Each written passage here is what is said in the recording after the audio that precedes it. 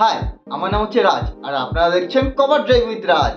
তো আজকে আমি আপনাদের সঙ্গে ডিসকাস করব ইন্ডিয়া ভার্সেস পাকিস্তান যে ম্যাচটা হবে সেই ম্যাচটা নিয়ে।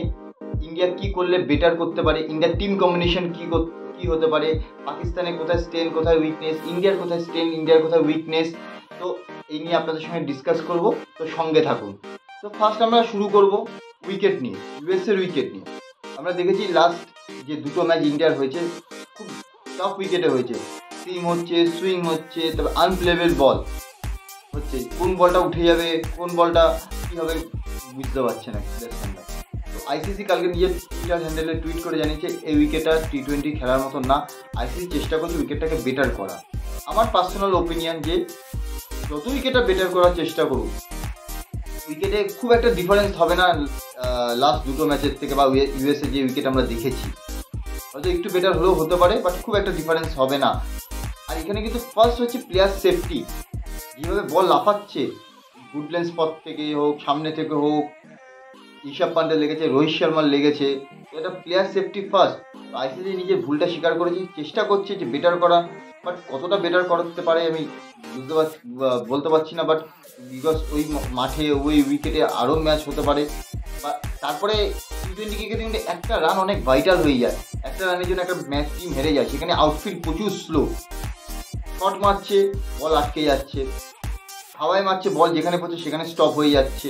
তো এই জানি না আইসিসি কী চিন্তা করে ইউএসএতে ক্রিকেট করালো, প্রমোট করতে চেয়েছে। বাট প্রমোট করতে গেলে আপনাকে ইনফ্রাস্ট্রাকচার আরও উন্নত করতে হবে, উইকেটকে খেলার মতন উপযুক্ত করতে হবে। দেখা যাক, আইসিসি বলেছে উইকেটটাকে বেটার করবে। আমার মনে হয় এই উইকেটটাকে যদি একটু বেটার করতে হয় তাহলে আরও রোল করতে হবে উইকেটে, আরও কতটা পারে রোল করলে হয়তো মেবি উইকেটটা বেটার হতে পারে। তো দেখা যাক কতটা কী করতে পারে। আমরা আশা করবো একটা ভালো উইকেটে ভালো ম্যাচ দেখতে পারি। এবার আসি ইন্ডিয়ার টিম কম্বিনেশনের উপর। আমার মনে হয় পার্সোনাল, এটা আমার ওপিনিয়ন হতে পারে, ইন্ডিয়ার টিম কম্বিনেশনে খুব একটা চেঞ্জ হবে না।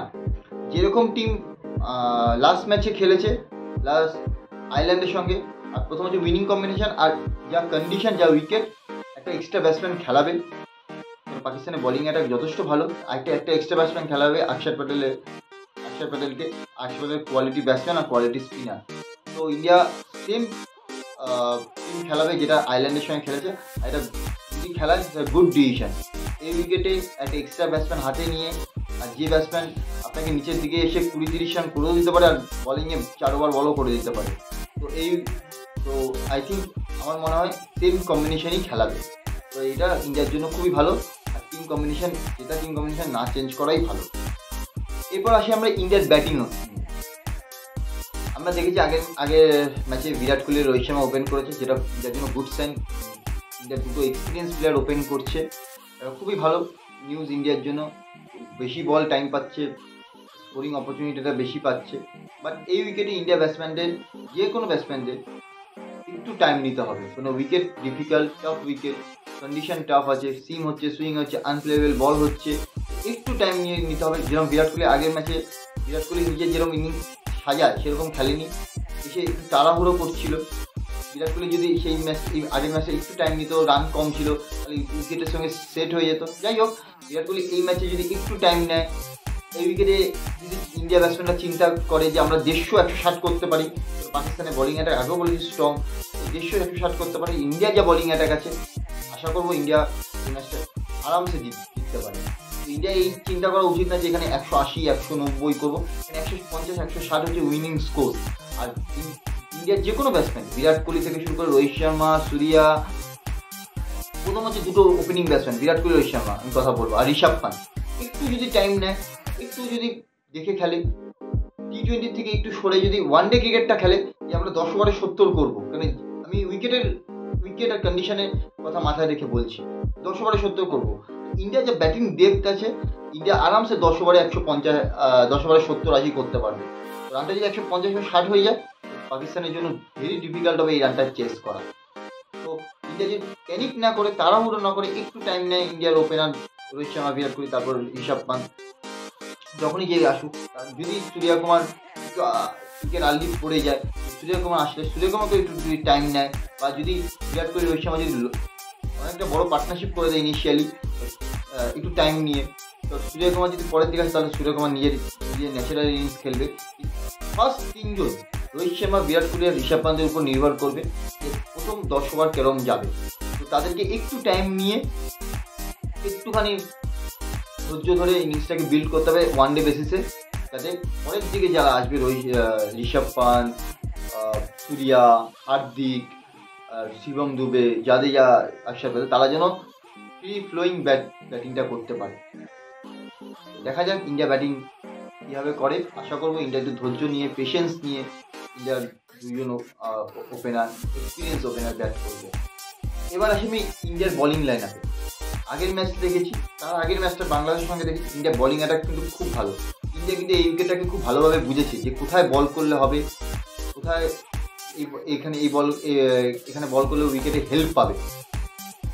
হর্ষদীপ সিং আর হার্দিক পান্ডিয়া যে আগের ম্যাচে যে ওভারটা রান খেয়েছে তারা কিন্তু শর্ট করেছিল এই উইকেটের সামনে।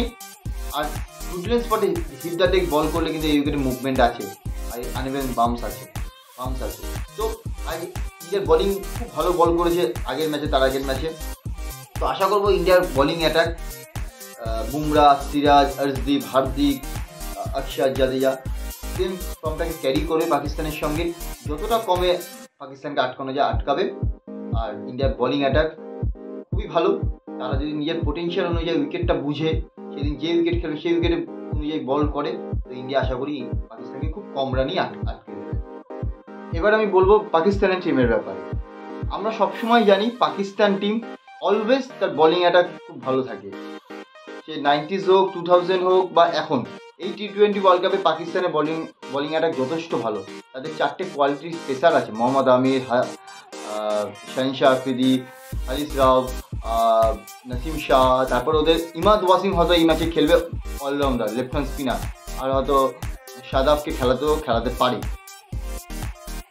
তাদের ব্যাটিং লাইন আপ অতটা ভালো না হলো, বাট আমি বলবো না যে খুবই বাজে।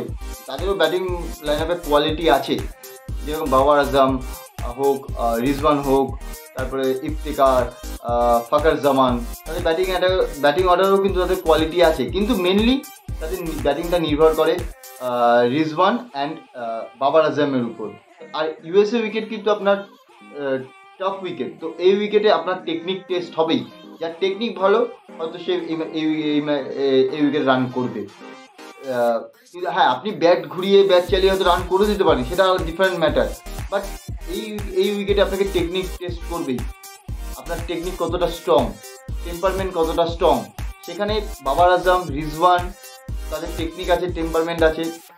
তো এই দুটো উইকেট হচ্ছে মেনলি ভাইটাল উইকেট এই উইকেটে। তো ইন্ডিয়াকে এই দুটো উইকেট আগে কিন্তু দুজন ওপেন করবে, তো এই দুটো উইকেট আগে নেওয়ার চেষ্টা করতে হবে।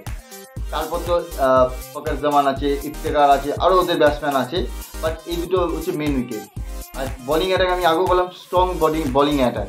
তো ইন্ডিয়াকে আগেই বলেছিলাম ইন্ডিয়া ব্যাটিং হলে একটু পেশেন্স নিয়ে খেললে 160-70 ম্যাক্সিমাম রান টার্গেট করলে 150 থেকে 170-এর মধ্যে এই ম্যাচ কিন্তু ইন্ডিয়া যা বোলিং অ্যাটাক, ইন্ডিয়া কিন্তু এই ম্যাচ আরামসে জিতে যাবে। কিন্তু পাকিস্তানের ব্যাটিং অর্ডার নির্ভর করে পুরোপুরি রিজওয়ান আর বাবারের উপর।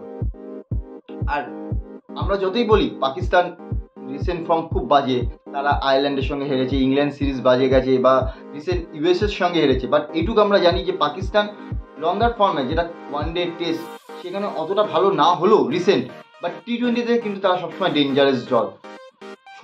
শর্ট ফরম্যাটে ওয়েস্ট ইন্ডিজ, পাকিস্তান, এরা কিন্তু খুব ডেঞ্জারাস দল। কখন কীভাবে তারা ক্রিকেট খেলবে কেউ জানে না, আনপ্রেডিক্টেবল যাকে আমরা বলি, আনপ্রেডিক্টেবল দল। আমরা একটা কথা আছে যে পাকিস্তান যখন যার সঙ্গে খেলে তার মতন করে খেলে। ইউএসএর সঙ্গে যখন খেলেছে ইউএসএর মতন করে, ইংল্যান্ডের সঙ্গে যখন খেলেছে ইংল্যান্ডের মতো করে, বা আয়ারল্যান্ডের সঙ্গে আয়ারল্যান্ডের মতো করে। তো পাকিস্তান কখন কীভাবে খেলবে কেউ জানে না, হয়তো পাকিস্তানও জানে না, বাট তাদের মধ্যে কোয়ালিটি আছে, quality bowling attack, quality batsman আছে। তো ইন্ডিয়াকে হালকা নিলে চলবে না যে পাকিস্তান রিসেন্ট ফর্ম T20 ম্যাচে বা ক্রিকেট ম্যাচে ম্যাটার করে না। আপনি আগে আপনার রেকর্ড, আপনি পাকিস্তানকে আগে ওয়ার্ল্ড কাপে কতবার হারিয়েছেন, বা পাকিস্তান কীভাবে পারফর্ম করতে ম্যাটার করে। সেই দিন ইন্ডিয়া পাকিস্তান ম্যাচ হচ্ছে হাই প্রেশার ম্যাচ, যে নার্ভ কন্ট্রোল করতে পারবে সেই দিনের শেষে ম্যাচ জিতবে।